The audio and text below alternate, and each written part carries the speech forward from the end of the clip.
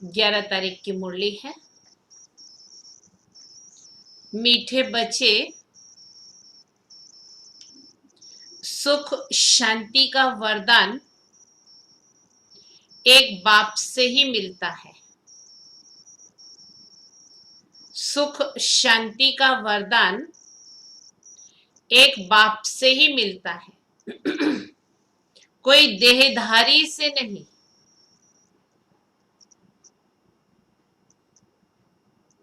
कोई देहधारी से नहीं। बाबा आए हैं तुम्हें मुक्ति, जीवन मुक्ति की राह दिखाने। बाबा आए हैं तुम्हें मुक्ति, जीवन मुक्ति की राह दिखाने। प्रश्न है, बाप के साथ जाने और सतयुग आदि में आने का पुरुषार्थ क्या है? बाप के साथ जाने, जाएंगे तो सही, लेकिन साथ जाने और आएंगे भी, परंतु सतयुग आदि में आने का पुरुषार्थ क्या है? बाबा ने कहा, बाप के साथ जाना है तो पूरा पवित्र बनना है।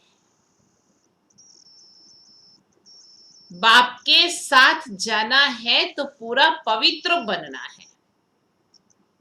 सतयुग आदि में आने के लिए और संग बुद्धि योग तोड़, सतयुग आदि में आने के लिए और संग बुद्धि योग तोड़ एक बाप की याद में रहना है।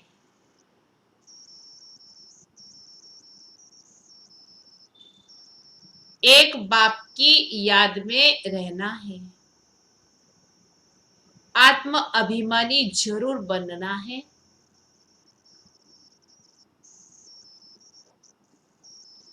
आत्म अभिमानी जरूर बनना है। एक बाप की मत पर चलेंगे, एक बाप की मत पर चलेंगे तो ऊंच पद का अधिकार मिल जाएगा।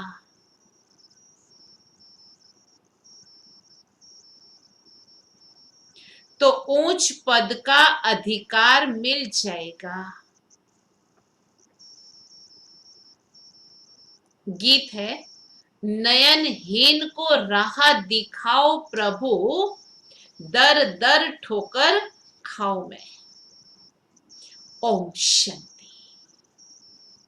ये गीत किसने गाया? बच्चों ने, क्योंकि बाप तो एक ही है, उसको ही रचयिता कहा जाता है। रचना रचयिता को पुकारती है। बाबा ने समझाया है, भक्ति मार्ग में तो तुमको दो बाप हैं, एक लौकिक, दूसरा पारलौकिक। सभी आत्माओं का बाप एक ही है।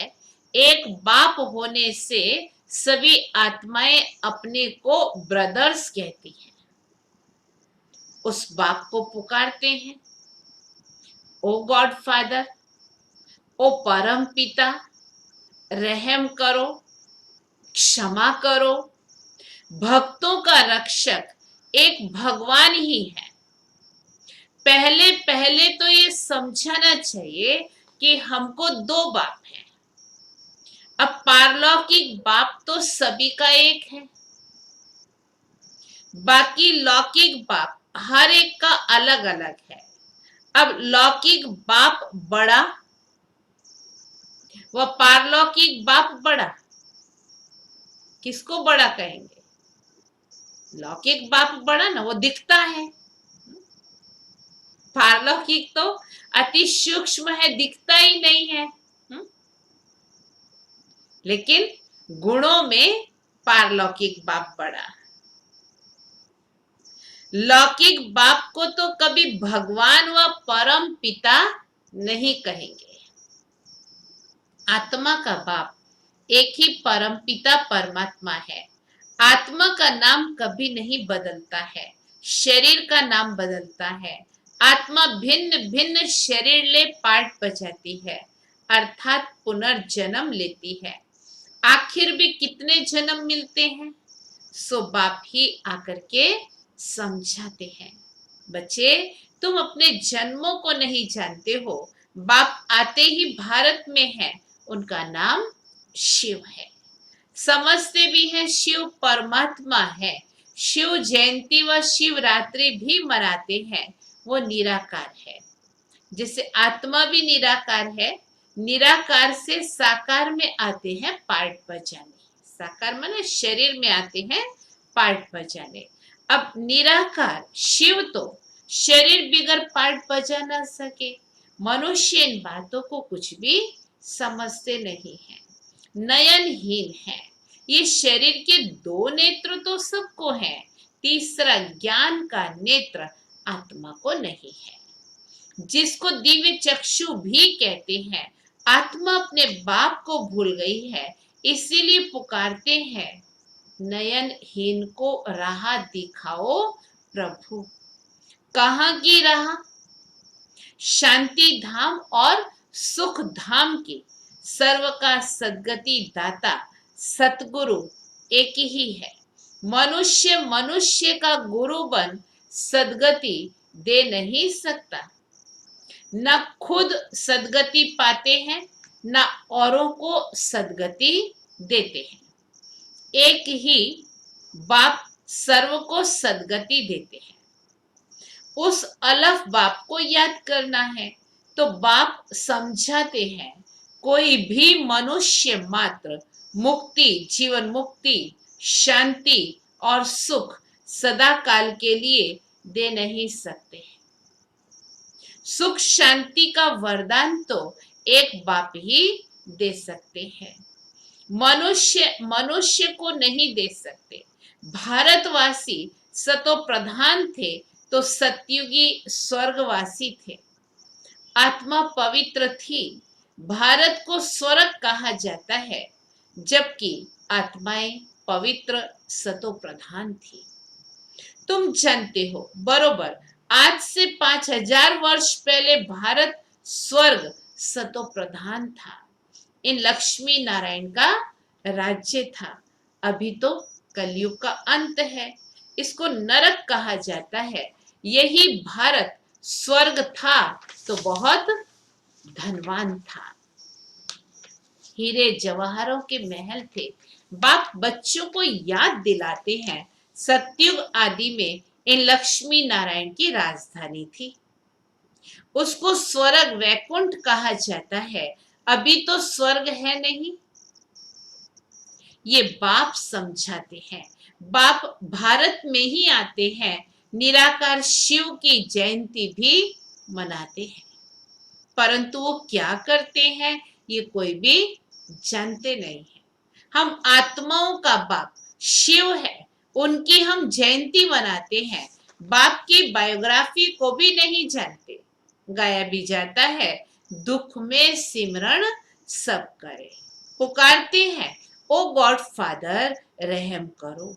हम बहुत दुखी हैं क्योंकि ये रावण का राज्य है। वर्ष वर्ष रावण को जलाते हैं ना, परंतु ये किसी को पता नहीं है कि 10 शीश वाला रावण क्या चीज है। हम उनको क्यों जलाते हैं? ये कौन सा दुश्मन है जो उसकी एफिजी बनाए जलाते हैं?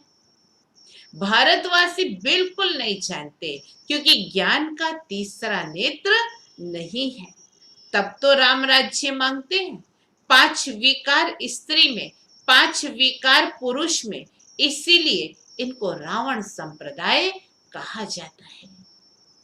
ये रावण 5 विकार के बड़े से बड़े दुश्मन हैं, जिसका एफजी बनाए जलाते हैं। भारतवासियों को ये पता ही नहीं पड़ता कि रावण है कौन,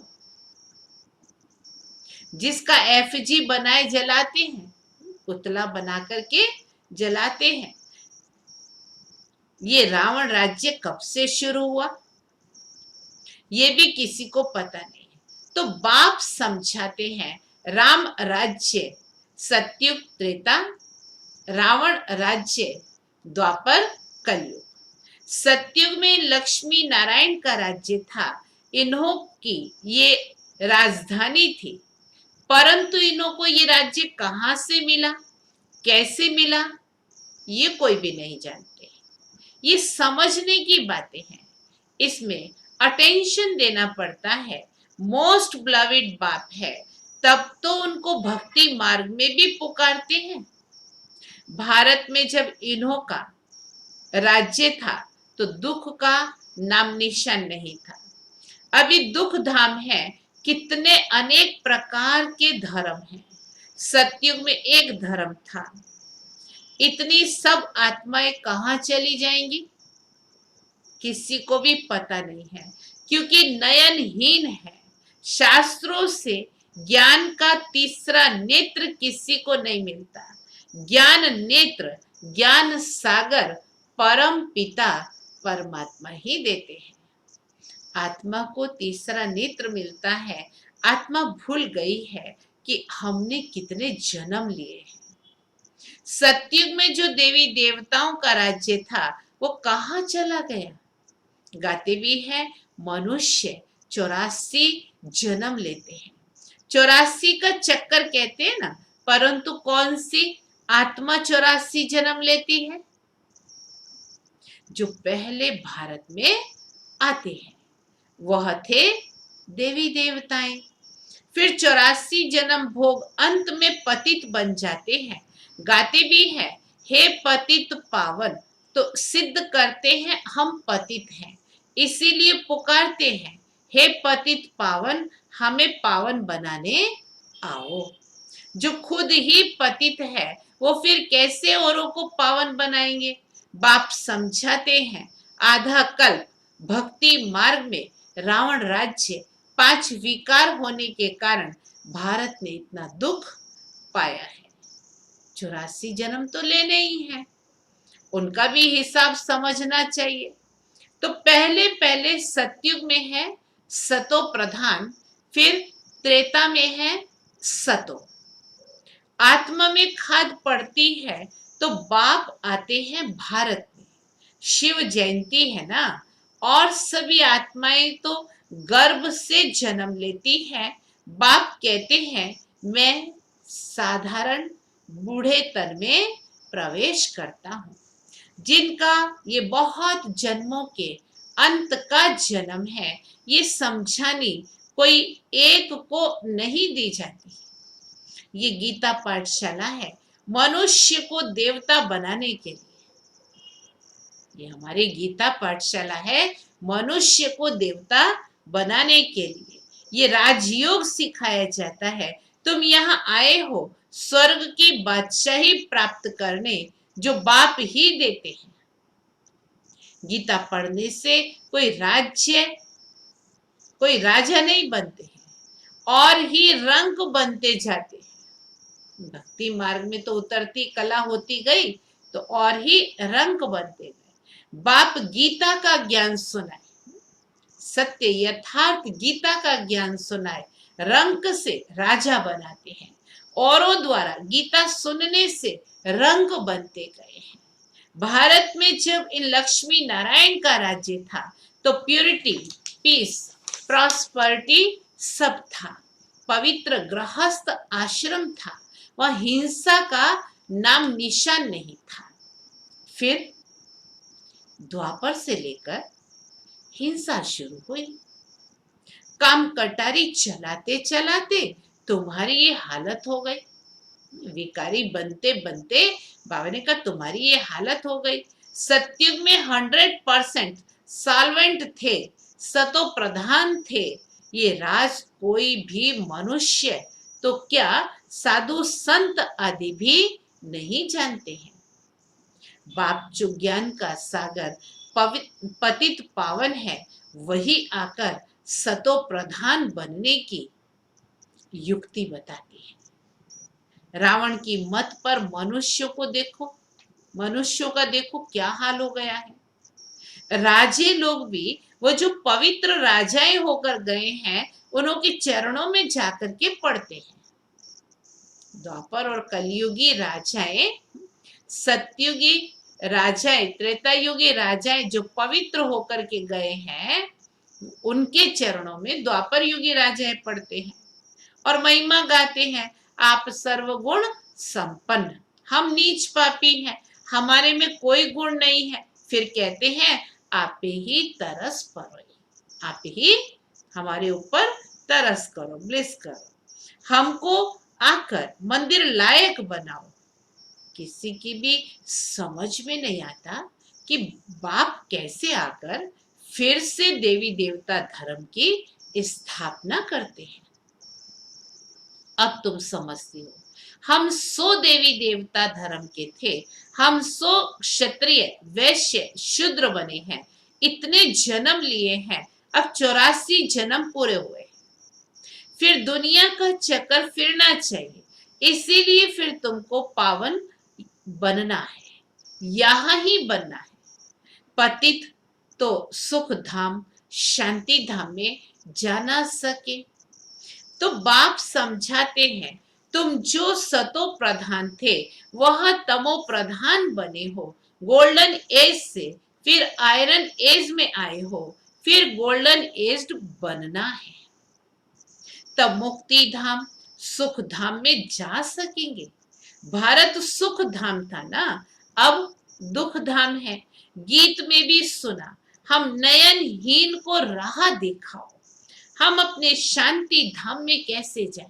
कहाँ की राह भूले हैं? अपने घर की राह भूले हैं। जो लोग, वो लोग तो कह देते परमात्मा सर्वव्यापी है, फलाना अवतार है, परशुराम अवतार है। अब बाप परशुराम बनकर किसी को मारते होंगे क्या? हो नहीं सकता। तो बाप समझाते हैं, तुमने इस चक्र में 84 जन्म लिए हैं, अब मुझ अलफ को याद करो, हे आत्माएं देही अभिमानी बनो। देह अभिमानी बन, तुम बिल्कुल ही दुखी कंगाल नरकवासी बन पड़े हो। अगर स्वर्गवासी बनना है तो आत्मा अभिमानी जरूर बनना है। आत्मा ही एक शरीर छोड़ दूसरा लेती है। अब 84 जन्म पूरे हुए, फिर सतयुग आदि में जाना है। अब मुझे याद करो और संग बुद्धि योग तोड़ो, रहो भल गृहस्थ में, अपने को आत्मा निश्चय करो। आत्मा एक शरीर छोड़ दूसरा लेती है, अब देही अभिमानी बनना है। मुझे याद करो तो खाद सब जल जाएगी, तुम पवित्र बन जाएंगे, फिर मैं सब बच्चों को ले जाऊंगा। अगर मेरी मत पर नहीं चलेंगे तो इतना ऊंच पद नहीं पाएंगे। ये लक्ष्मी नारायण का ऊंच पद है। जब इन्हों का राज्य था तो और कोई धर्म नहीं था, द्वापर से फिर और धर्म आते हैं। सतयुग में मनुष्य भी थोड़े होते हैं, अब तो बहुत धर्म होने के कारण कितने दुखी हो गए हैं। वही देवता धर्म वाले अब फिर पतित होने से अपने को देवता कहलाते नहीं है, हिंदू नाम रख दिया है। हिंदू तो कोई धर्म नहीं है। तो बाप समझाते हैं, रावण ने तुमको ऐसा बना दिया है, तुम जब लायक देवी देवता थे तब सारे विश्व पर राज्य करते थे, सुखी थे, अब दुखी बन पड़े हैं। भारत हेवन था, अब हेल हो गया है। फिर हेल को हेवन बाप बिगर कोई बना ना सके। देवताओं को संपूर्ण निर्विकारी कहा जाता है, यहाँ के मनुष्य तो संपूर्ण विकारी है, इनको कहा जाता है पतित। भारत शिवालय था, शिव बाबा की स्थापना की हुई थी। बाप स्वर्ग बनाते हैं, फिर रावण नरक बनाते हैं। रावण श्राप देते हैं, बाप 21 जन्मों के लिए वर्षा देते हैं। अब तुम हर एक बाप को ही याद करो। कोई भी देहधारी को नहीं, देहधारी को भगवान नहीं कहा जाता है। भगवान तो एक ही है, बाप तो बेहद का वर्षा देते हैं, फिर रावण श्रापित बना देते हैं। इस समय भारत श्रापित है, बहुत दुखी है। अब इस रावण पर जीत पानी है। गाया भी जाता है, दे दान तो छूटे ग्रहण। वो ग्रहण जो लगता है वो तो पृथ्वी की परछाई है। अब बाप कहते हैं तुम्हारे ऊपर 5 विकारों रूपी रावण का ग्रहण लगा है। विकारों का परछाया पड़ा है, माना ग्रहण लगा है। ये 5 विकार दान में दे दो। पहला तो दान दो कि हम कभी विकार में नहीं जाएंगे, माना काम विकार का दान बाबा स्पष्ट मांग रहे हैं। ये काम कटारी ही मनुष्य को पतित बनाती है। अच्छा, मीठे मीठे सिकिलदे बच्चों प्रति माता पिता बाप दादा का याद प्यार और गुड मॉर्निंग। रूहानी बाप की रूहानी बच्चों को नमस्ते।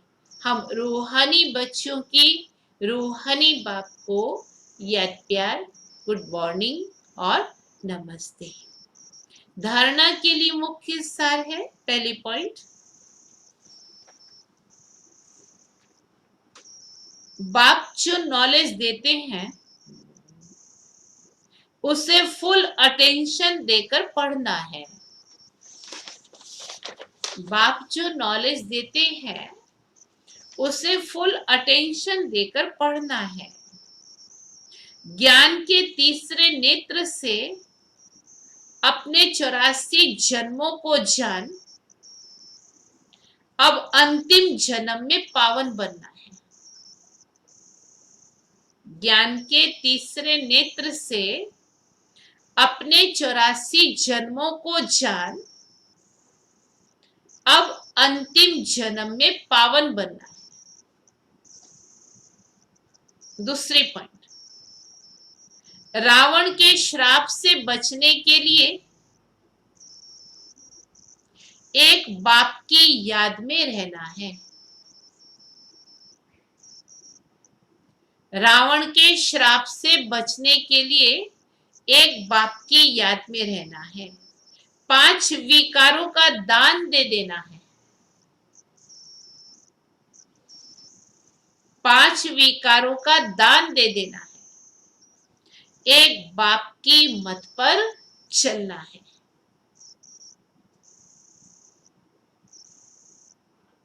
एक बाप की मत पर चलना है। वरदान, अपनी स्मृति, वृत्ति और दृष्टि को, अपनी स्मृति, वृत्ति और दृष्टि को अलौकिक बनाने वाले सर्व आकर्षणों से मुक्त भव।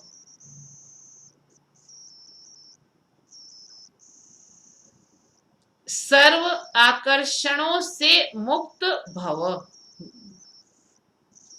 कहा जाता है जैसा संकल्प वैसी सृष्टि। कहा जाता है जैसा संकल्प वैसी सृष्टि। जो नई सृष्टि रचने के निमित्त विशेष आत्माएं हैं,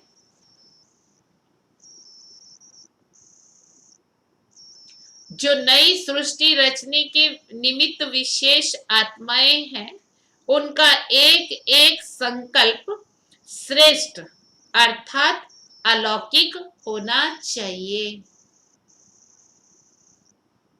उनका एक एक संकल्प श्रेष्ठ अर्थात अलौकिक होना चाहिए।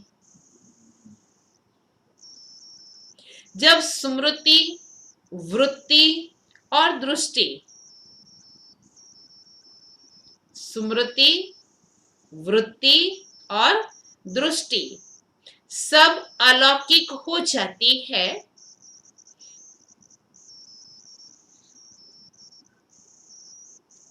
सब अलौकिक हो जाती है, तो इस लोक का कोई भी व्यक्ति व कोई भी वस्तु अपनी ओर आकर्षित नहीं कर सकती। तो इस लोक की कोई भी वस्तु या व्यक्ति अपनी ओर आकर्षित नहीं कर सकती। अगर आकर्षित करती है, कोई व्यक्ति, वस्तु, वैभव इस लोक का यदि आकर्षित करता है तो जरूर अलौकिकता में कमी है, जरूर अलौकिकता में कमी है। अलौकिक आत्माएं सर्व आकर्षणों से मुक्त होंगी। अलौकिक आत्माएं सर्व आकर्षणों से मुक्त होंगी। स्लोगन।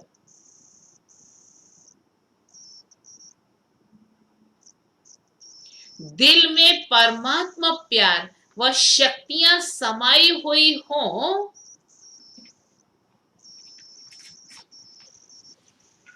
दिल में परमात्मा प्यार व शक्तियां समाई हुई हों तो मन में उलझन आ नहीं सकती। तो मन में उलझन आ नहीं सकती। आज का सोमान है, मैं सदा विजयी हूं। मैं सदा विजयी हूं। प्रयोगी आत्मा संस्कारों के ऊपर, प्रकृति द्वारा आने वाली परिस्थितियों पर और विकारों पर सदा विजयी होगी। योगी व प्रयोगी आत्मा के आगे ये 5 विकार रूपी सांप गले की माला बन जाएगी।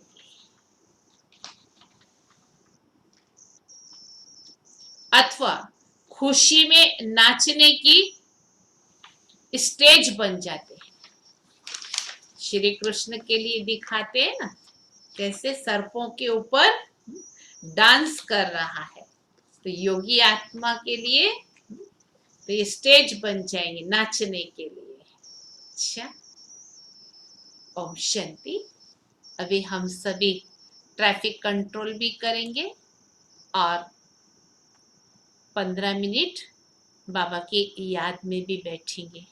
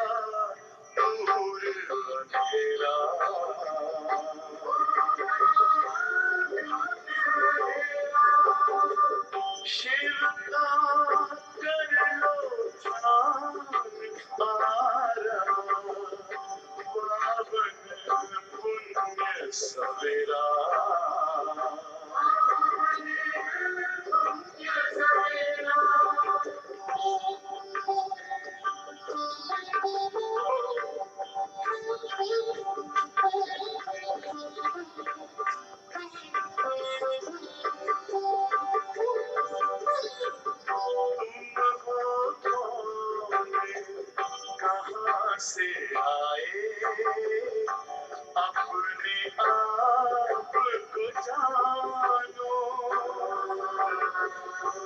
राजयोग के द्वारा अपना परम पिता पहचानो। इसी राज पथ पर चल कर तुम पालो अपना बसेरा।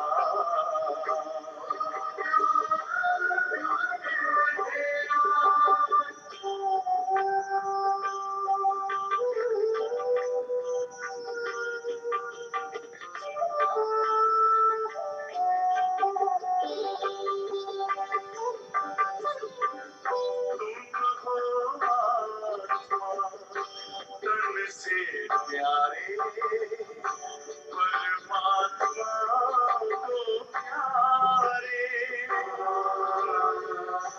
दिव्य गुणों को धारण करके योगी बनो दुलारे।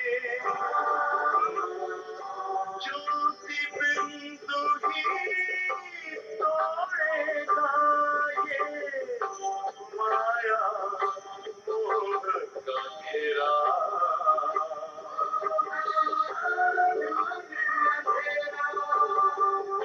अंतर मन में ज्योति जगा लो,